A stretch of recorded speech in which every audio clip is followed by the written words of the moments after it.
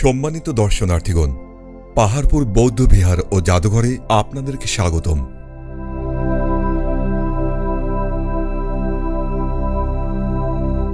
মৌর্য, গুপ্ত, পাল, সেন, মুঘল, সুলতানি, ব্রিটিশ ও পাকিস্তান সহ বহু শাসন আমলের এক অনন্য সাক্ষী আমাদের এই বাংলাদেশ। দেশের বিভিন্ন অঞ্চলে ছড়িয়ে ছিটিয়ে রয়েছে এসব আমলের অসংখ্য প্রাচীন ঐতিহ্য, স্থাপনা ও প্রত্নতাত্ত্বিক নিদর্শন। বাংলাদেশের উত্তরাঞ্চলের রাজশাহী বিভাগের নওগাঁ জেলা তন্মধ্যে অন্যতম। এ জেলার প্রত্যন্ত অঞ্চলে ছড়িয়ে ছিটিয়ে থাকা অসংখ্য প্রত্নতাত্ত্বিক নিদর্শনের মধ্যে পাহাড়পুর বৌদ্ধ বিহার, হলুদ বিহার, জগদ্দল বিহার, ভীমের পান্টি, দিবর পিলার, আগ্রা দ্বিগুণ ঢিবি, কুসুম্বা মসজিদ, দুবলহাটি রাজবাড়ি ও বলিহার রাজবাড়ি অন্যতম। আজ এ জেলার সর্বাধিক গুরুত্বপূর্ণ এবং ইউনেস্কো কর্তৃক ঘোষিত সাংস্কৃতিক বিশ্ব ঐতিহ্য পাহাড়পুর বৌদ্ধ বিহার বা সোমপুর মহাবিহার সম্পর্কে আপনাদের জানাতে চাই বিশাল এই স্থাপনার ইতিহাস ও স্থাপত্যিক কাঠামোর কিছু তথ্য। বর্তমানে এটি একটি বৌদ্ধবিহারের ধ্বংসাবশেষ। পাহাড়পুর বৌদ্ধবিহার সাম্প্রতিককালের একটি নাম। 19 শতকের শুরুর দিকে এই জায়গাটি জঙ্গলে আবৃত ছিল। এখানে বাঘ বসবাস করত বলেও জনশ্রুতি রয়েছে। এই জঙ্গলের মাঝেই প্রায় 24 মিটার উঁচু একটি ঢিবি দেখা যেত। ঢিবিটি দূর থেকে দেখতে পাহাড়ের মতো মনে হতো। এই নির্জন এলাকাটি 19 শতকের দিকে গোপালচিতার পাহাড় নামেও পরিচিত ছিল। এ নাম থেকেই ক্রমান্বয়ে বিবর্তিত হয়ে পাহাড়পুর নামটি প্রতিষ্ঠা লাভ করে। পূর্ব ভারতে প্রত্নতাত্ত্বিক জরিপ কাজ পরিচালনাকালে খ্রিস্টীয় 1807 থেকে 1812 সালের মাঝে ব্রিটিশ ইস্ট ইন্ডিয়া কোম্পানির জরিপকারী ফ্রান্সিস বুকানান হ্যামিল্টন পাহাড়পুর পরিদর্শনে আসেন। পরবর্তীতে আর্কিওলজিক্যাল সার্ভে অফ ইন্ডিয়ার মহাপরিচালক আলেকজান্ডার কানিংহাম 1879 সালে পাহাড়পুর পরিদর্শন করেন এবং ঢিবিটি ব্যাপকভাবে খনন করতে চান, কিন্তু বলিহারের জমিদার কর্তৃক বাধাপ্রাপ্ত হন। ফলে বিহার এলাকার সামান্য অংশে এবং কেন্দ্রীয় ঢিবির শীর্ষভাগে সীমিত আকারে খনন কাজ করেই তাকে সন্তুষ্ট থাকতে হয়। 1923 থেকে 1934 সাল পর্যন্ত বিভিন্ন সময়ে এই ঢিবিতে প্রখ্যাত প্রত্নতত্ত্ববিদ রাখাল দাস বন্দ্যোপাধ্যায়, জি.সি. চন্দ্র সাহা এবং কাশীনাথ দীক্ষিতের তত্ত্বাবধানে ভারতীয় প্রত্নতাত্ত্বিক জরিপ বিভাগ কর্তৃক খনন কাজ পরিচালনা করা হয়।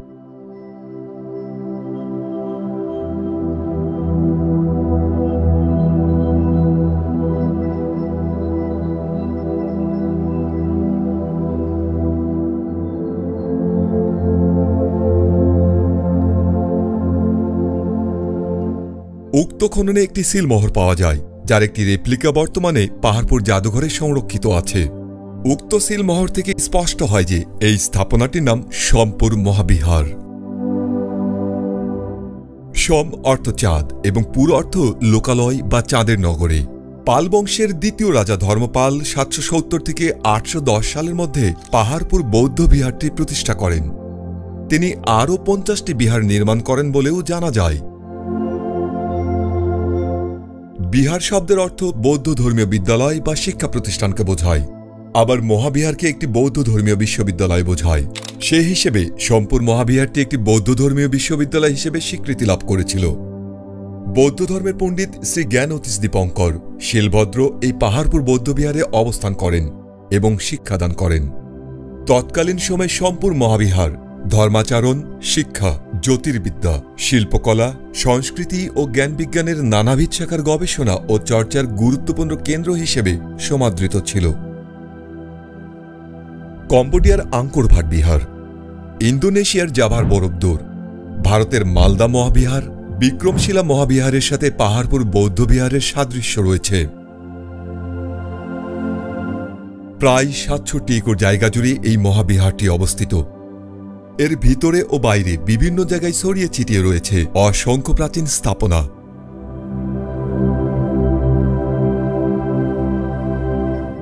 মূল বিহারের উত্তর বাহুর মধ্যস্থলে রয়েছে বিহারের প্রাচীন প্রবেশপথ।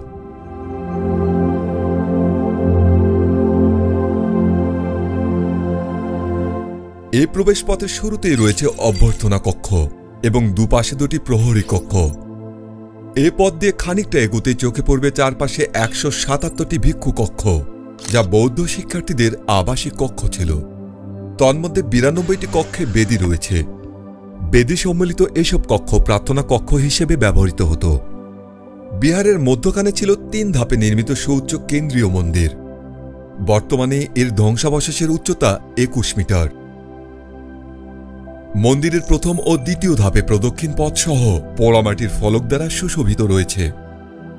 এছাড়াও তৃতীয় ধাপে রয়েছে প্রদক্ষিণ পথ ও চারপাশে ৪টি মণ্ডপ কক্ষ এবং মাঝে রয়েছে শূন্য গর্ভগৃহ।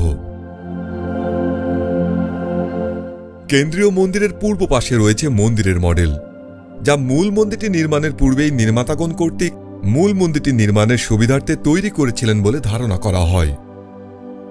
দক্ষিণে রয়েছে রন্ধনশালা, ভোজনশালা, একটি কূপ, পঞ্চবেদী সহ বেশ কিছু নিবেদন স্তূপ। বিহারের দক্ষিণ পূর্বে কোণে রয়েছে স্নানঘাট ও গন্ধেশ্বরী মন্দির। বিহার থেকে ৩৬৫ মিটার পূর্বে রয়েছে সত্যপীর ভিটা। সত্যপীর ভিটা নামটি সাম্প্রতিক সময়ের বলে মনে করা হয়। এ ভিটায় একটি বৌদ্ধ তারা মন্দির এবং মন্দির ঘিরে রয়েছে ১৩২টি বিভিন্ন আকারের নিবেদন স্তূপের ধ্বংসাবশেষ। একটি নিবেদন স্তূপের কুঠুরি থেকে কয়েক হাজার ক্ষুদ্র ক্ষুদ্র মাটির নিবেদন স্তূপের প্রতিকৃতি পাওয়া যায়। এ থেকে জানা যায় যে হাজার হাজার পুণ্যার্থী তারা মন্দিরে আসতেন এবং ভক্তি ও শ্রদ্ধাস্বরূপ এগুলো নিবেদন করতেন। এখানে খননে তারা দেবীর ৫০টি পোড়ামাটির ফলক, বেশ কিছু তারা মূর্তি ও একটি ব্রোঞ্জের জম্বল মূর্তি পাওয়া গিয়েছে। সত্যপীর ভিটার পশ্চিমে রয়েছে একটি প্রত্নতাত্ত্বিক জাদুঘর।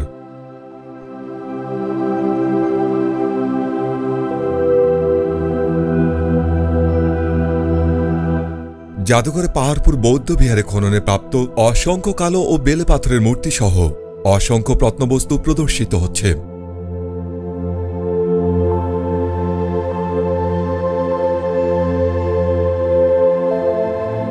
তৎকালীন সময়ে পাহাড়পুর বৌদ্ধবিহার ও সত্যপীর ভিটার ঠিক মাঝখান দিয়েই একটি নদী প্রবাহিত ছিল, যার নাম ছিল নূর নদী।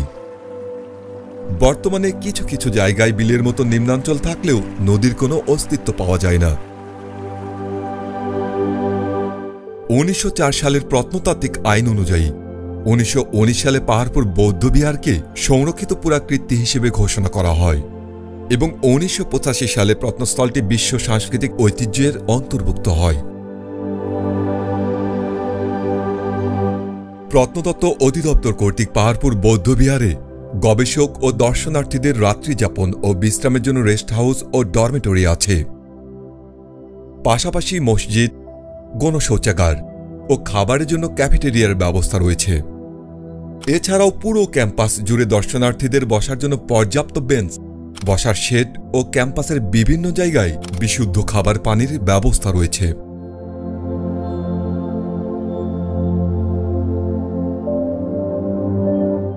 দেশের ইতিহাস ঐতিহ্য রক্ষায়, পুরাকীর্তির বিনষ্টকরণ রোধ ও প্রত্নস্থলটির পরিচ্ছন্নতা বজায় রাখতে আপনাদের আন্তরিক সহযোগিতা একান্তভাবে কাম্য।